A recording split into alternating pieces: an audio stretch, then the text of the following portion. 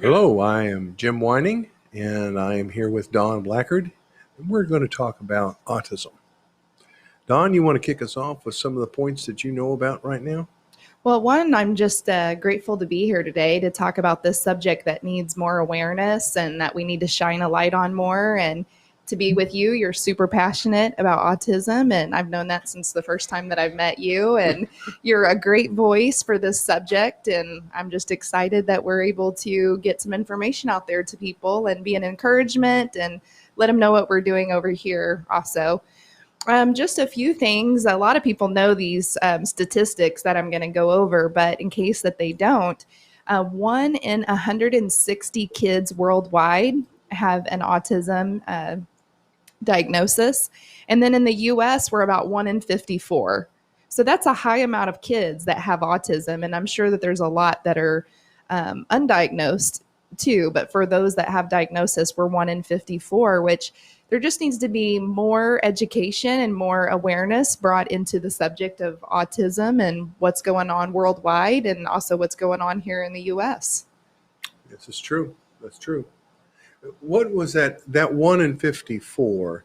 Now, that would not include those children that are not diagnosed, but yet are those also the children that have a 501 or 504? I can't remember which one it is. It's a public disclosure statement that the school district does saying that that person has special needs autism. I'm not sure on that. This is just from the Centers of Disease Control and Prevention, and it was taken back in 2020, and that's when they got their numbers on that. One thing is that, let's see here, it's really projected to go up too. But as you know, autism is 4 times more prevalent in young boys than girls. Yes, yes. So, and a lot of times autism, the actual diagnosis of autism becomes kind of an evolutionary definition.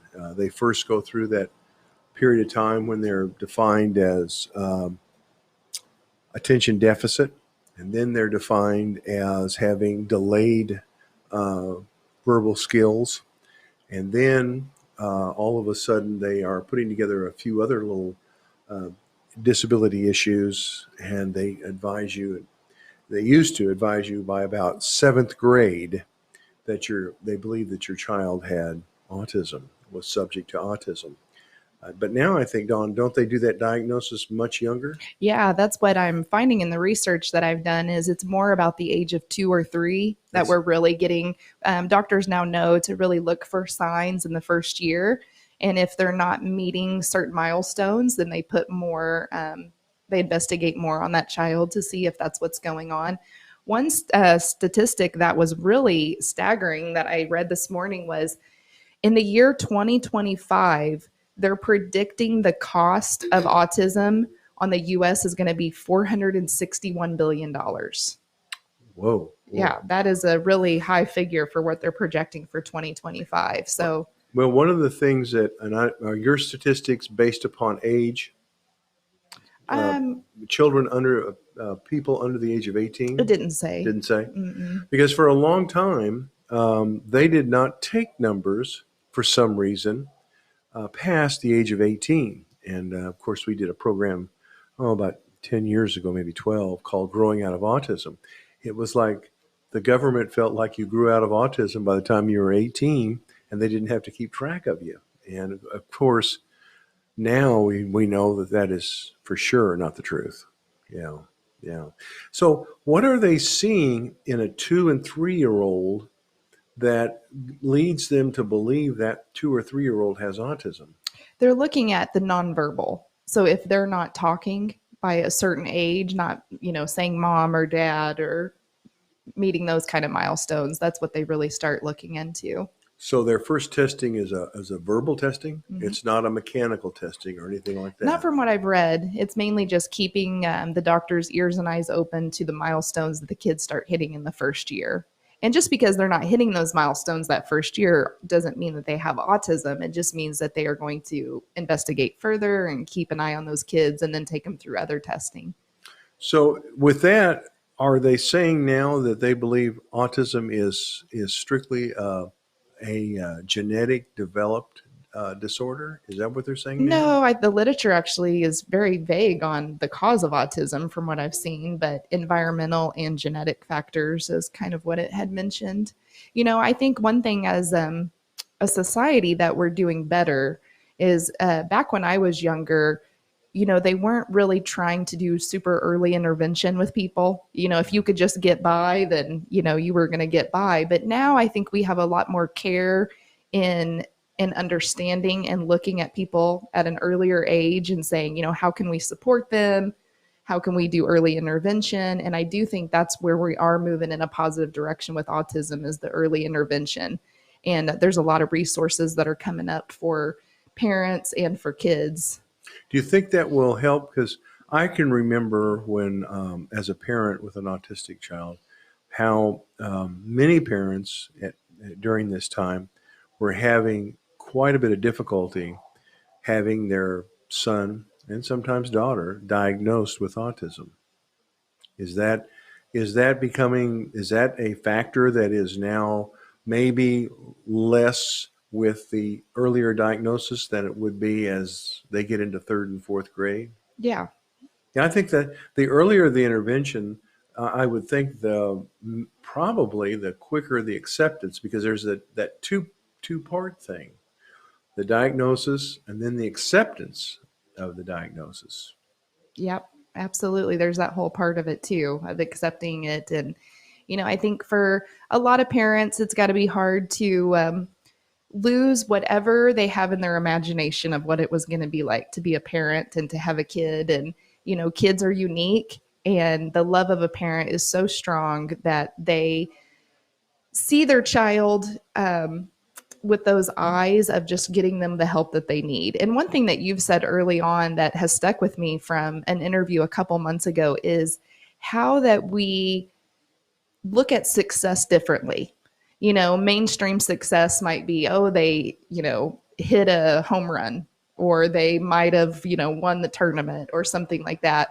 And when you have a kid with special needs falling into autism, you might be happy that they gave a person a smile and interacted with a stranger or whatever that little bit of success is. We measure it differently and we come behind those kids differently to really focus on the successes that they are having.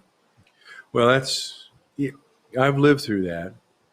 Um, when you're, I think, I don't know if this is a male thing or if it's a male and a female thing, but I can't speak as a female, but I can speak as a male. I know that when my son was first diagnosed with autism, I wasn't surprised. I mean, we had gone through all those steps: attention deficit, speech development problems, etc. And I had pretty much done the research and knew that what they were going to say was what they were going to say. The hard piece was, and I don't know how many of you out there as parents have that, and I call it that Mickey Mantle mindset. Now that's my day and age, and it's like I was a good football player, my son will be better. I was a good student, my son will be better.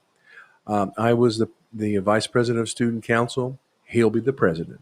I mean, every goal that I had set, unrealistic, of course, but I think many of us as parents sometimes are unrealistic.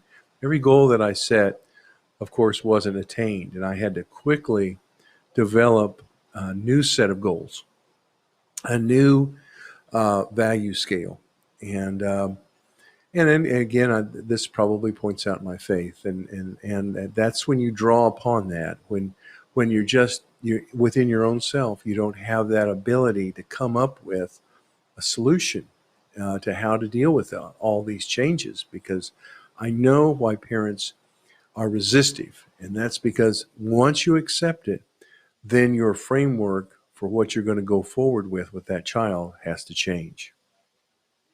Yeah. Don't leave me out here, Dawn. Well, I could start getting people together. We can all get around a table and cry. I think another thing is that just with the putting limitations on kids is something that we have to lose with autism as well.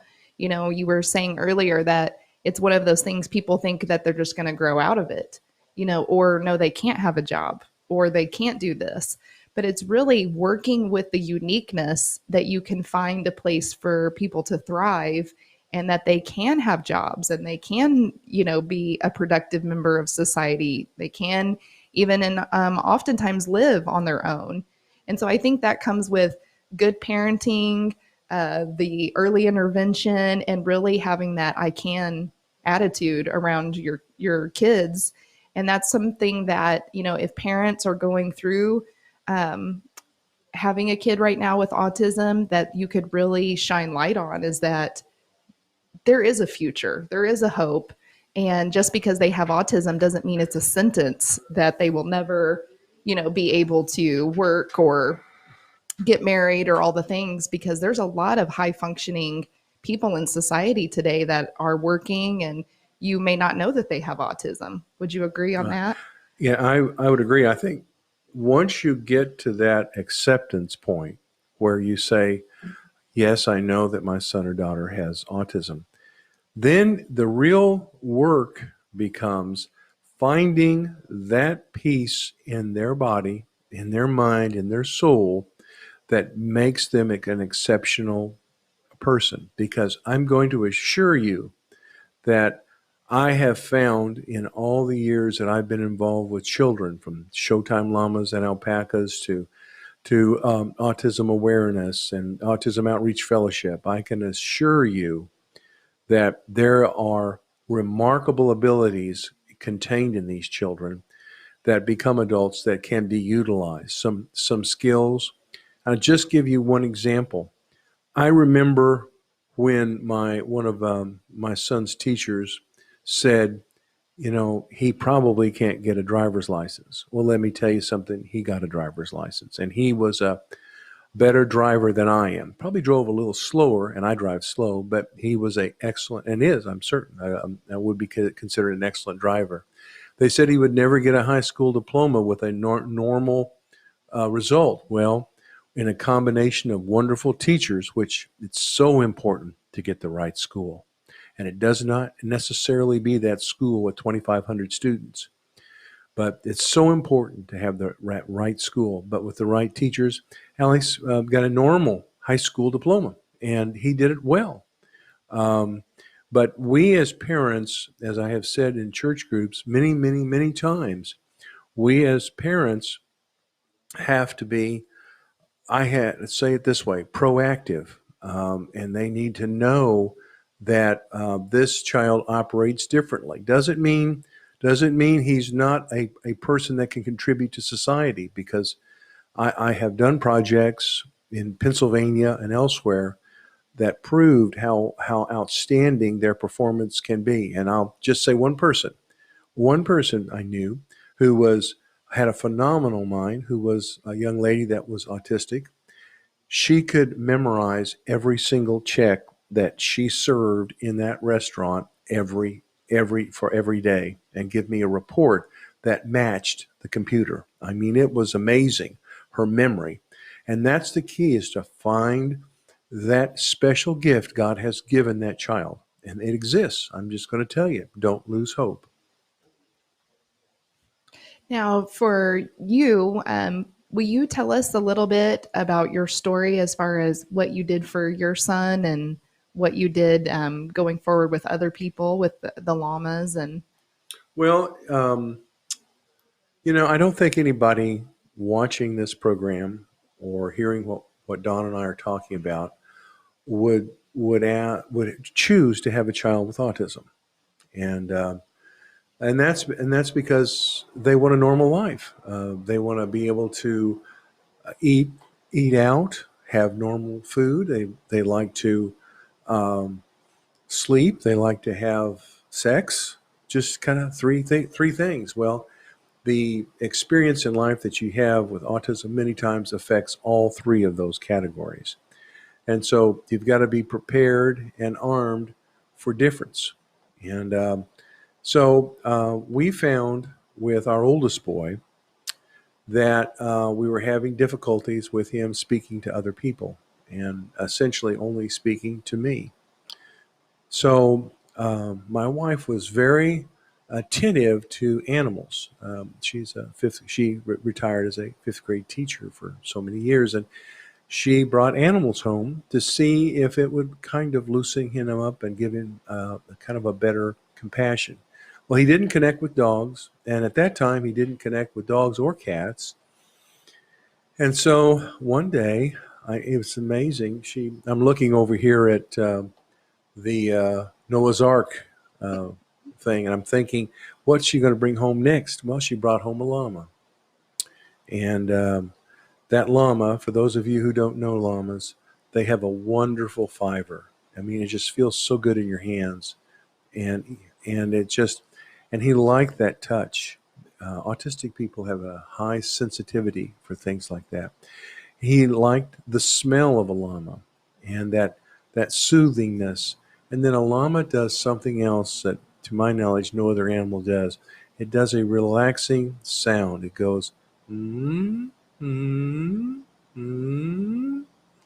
And it's such a peaceful hum that he loved that sound. So all of a sudden, he got so interested in that llama, he would run up and feed it water. And then he asked me about food, and then he was feeding and watering him.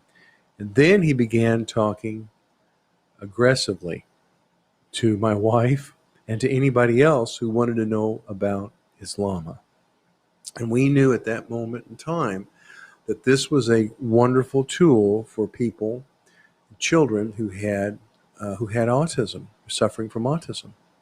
And so we started a program. It's been probably 26 years ago, and we did it for about 20 years, called Showtime Llamas and Alpacas.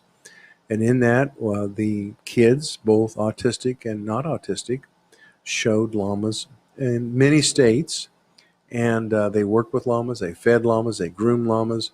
They literally, and our son was aggressively visiting with everybody about it, and it literally pulled him out of the shell.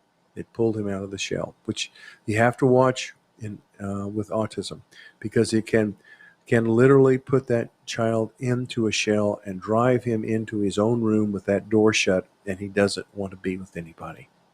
And that's what llamas do, and they do a wonderful job. Well, when I became president of Acts Ministry about 8 years ago, we couldn't do both projects at the same time, and so we gave many of the llamas away to a wonderful group up in Nebraska, but we did keep about 7 or 8 of them, and because they'd been with us forever, and they're still on our farm. We still have, I think, 8 llamas, 1 alpaca, and of course, three little miniature donkeys and 2 horses. And last month, my wife taught a class in Lee Summit over the internet on llamas, about grooming llamas. And then, of course, we did a video on the llamas being sheared, which is quite an experience to see. And these animals can do some pretty remarkable things. And the key is to pull out the real jewel that's inside your child, because it exists. And it may not be evident, but it takes a sharp eye and a lot of patience. And my son was extremely good with small mechanical things and computers, and it was a remarkable skill that he uses. Well, I think that is the key, is we have to shine the light on what makes them unique and what brings them out of their shell, because that is a huge part of autism, is not wanting to communicate and not wanting to be part of those things. And so you guys have not only helped your son, but you've helped other people by letting them come over and see the llamas and interact and all of that. And I think that's just one big thing that we can all do, is we can all do something. And when you see a spark in a child that has autism, you want to, kind of fan the flame on that. And that's what you guys were discovered, that this is something that really helped your child. And, maybe animal therapy is something that could be helping other kids that are out there. Yes, it is. And I'm certain if you are suspicious of your child that may have something to do with autism, you have maybe noticed a coordination problem, and they will walk maybe for 50 or 60 steps, and then they fall down. And there's a real coordination issue for many children that are affected by autism. And so we have had for years two horses, and Baby and Sunday, and it's all about for them, for these children, to be on the horse, not for professional riding or jumping or barrel racing, but for feeling the coordination of a horse's walk, because it really helps them with balance, because there's a balance issue usually. And you do that for 4 or 5 years, 2 or 3 times a week, and you would be amazed at how the coordination of a child is improved by that simple therapy. It is just amazing. I mean, animals can do things and I know they can hear and see things that we don't. That's amazing. It just is. Well, I love being a part of this organization, and you've made it clear that we like to talk about the subjects that maybe other people aren't talking about. And so I'm glad that autism is on the forefront because it needs more awareness. We're moving in the right direction, and people are more, I guess, accepting of autism diagnoses now, but we still can't do enough as far as education and just shining the light on it. You know, I've been watching these programs on the critical race theory and the tremendous emphasis on, and I call it segregation. Um, I'm personally against segregation on both the right and the left. And um, that is the real problem in a school district that they will have with autistic children, because they like segregation and separation. And because of that, they will have a hard time assimilating in society. And so when I look at that critical race theory and I see that there's a focus on literally division, separation, I think of the autistic children that I have known all through these 25, 27 years. And I think to myself, we have worked our level best to eliminate the barriers between autistic children and children without autism. And those barriers have been up to discriminate, to separate. When I hear the word separate, I know that means discriminate. And the kids that I advocate for have been discriminated against most of their lives. And then this is what's many of you out there that watch this program will experience. Then all of a sudden, that child hits 18, and you have to make a decision about whether you're going to reduce their rights and you're going to be in control of their rights or pieces of their rights for the rest of their life. Hard time 18 is, and you have to be prepared for it at age 17 for that child. It takes a year, about a year in legal work. And then at the end of the day, your real issue is, where is that child going to live as an adult for the rest of their life, whether I am alive or not? And those are the kinds of things Acts Ministry focuses on. And we've been involved with.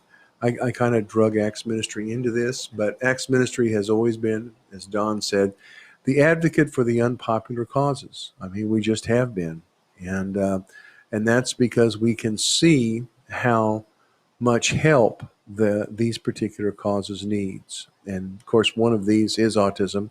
You heard an earlier one, which was on the veterans. I'm amazed at how much lip service is done for the veterans and how little is really accomplished for them. I mean, it's just amazing when you see all these veterans that are homeless in the hill countries of southern Missouri, and you think, how does that happen in the 21st century? It's just amazing. Sidetracked. Apologize.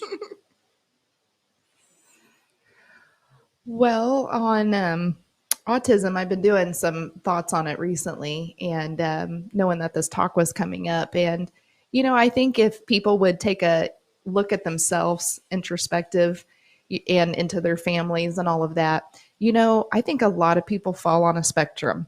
You have, because it's a spectrum, it's 0 and it goes to 100. And I think very few people are going to be 0 and, very few people are going to be 100. But I'm excited that the stigma is kind of fallen away about autism, some.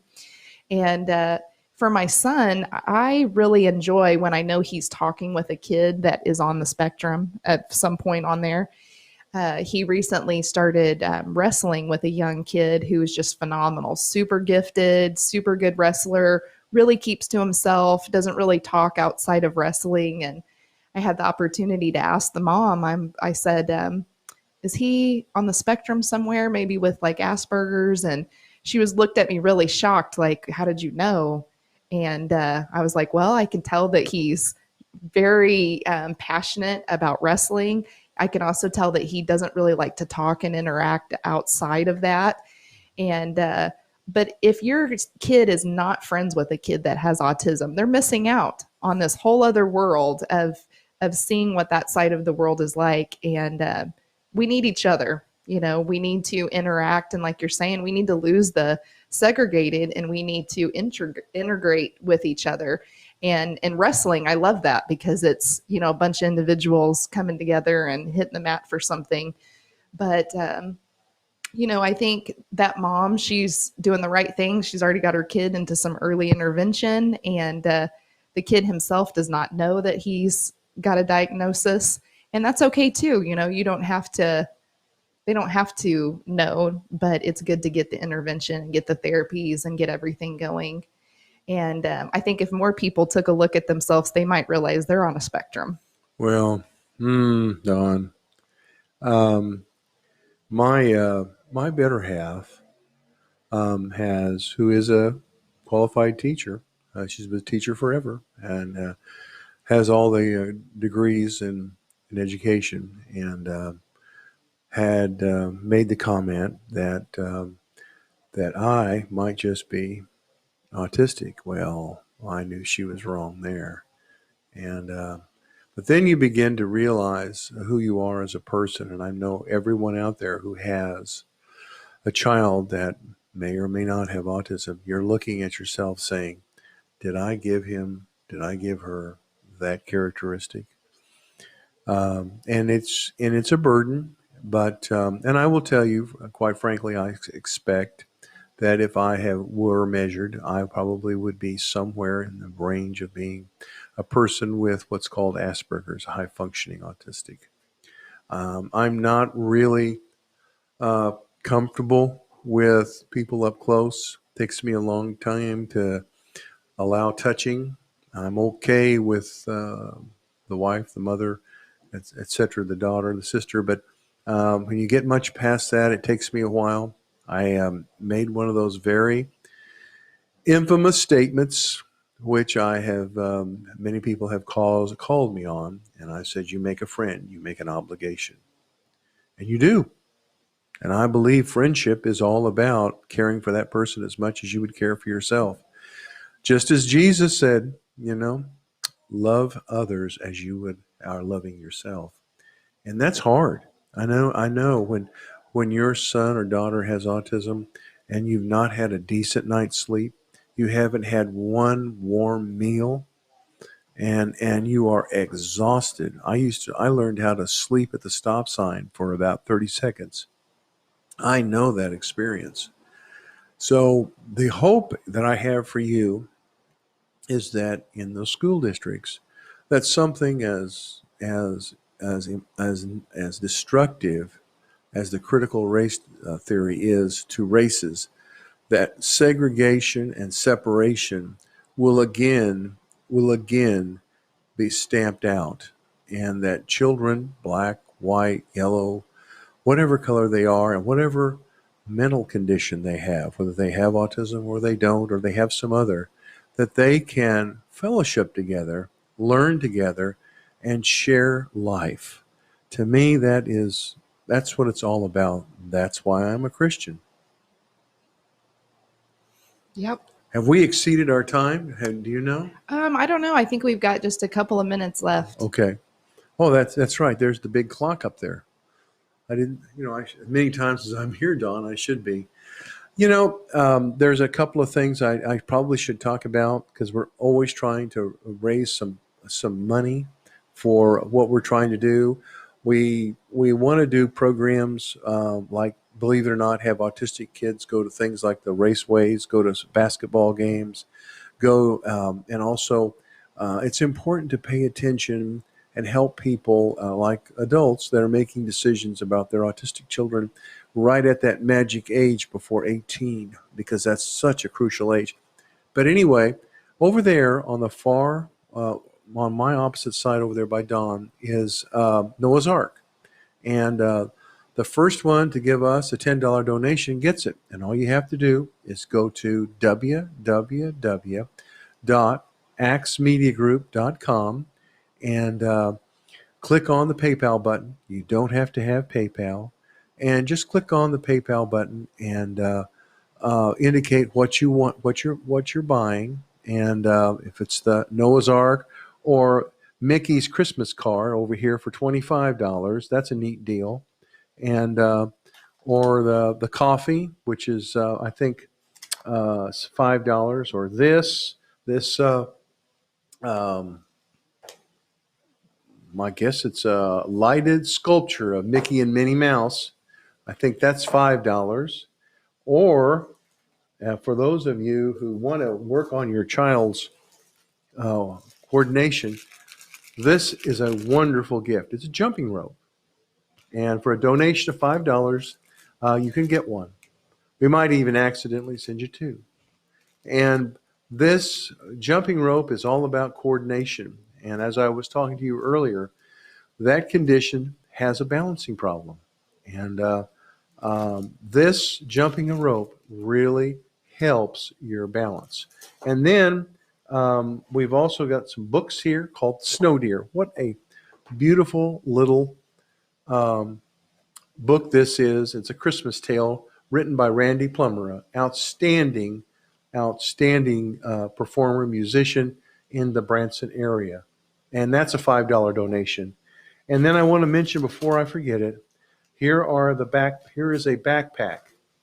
And this little backpack, you put it on if you have a motorcycle or you're just walking, and it fits. It's got the little sleeves, and then here it is on the inside. And that's a donation of $5. It's a backpack. It doesn't weigh hardly anything. It'll hold a lot. Steve McAllister, one of our ministers, said that he uses that to carry his puppets around. You could do your school books. You could do anything.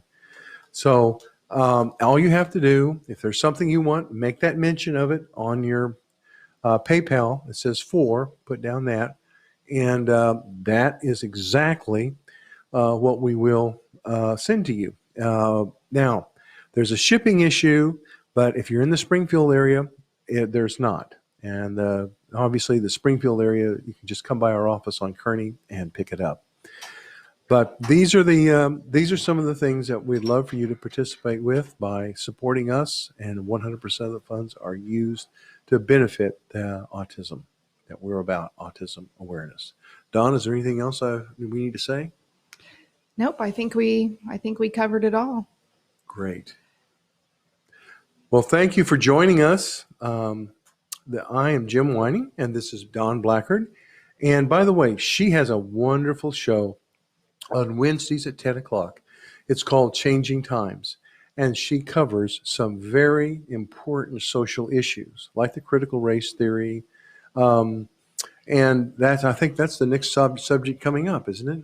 Is it critical race theory? Probably coming up, yep. Yeah. And probably autism again. Yeah.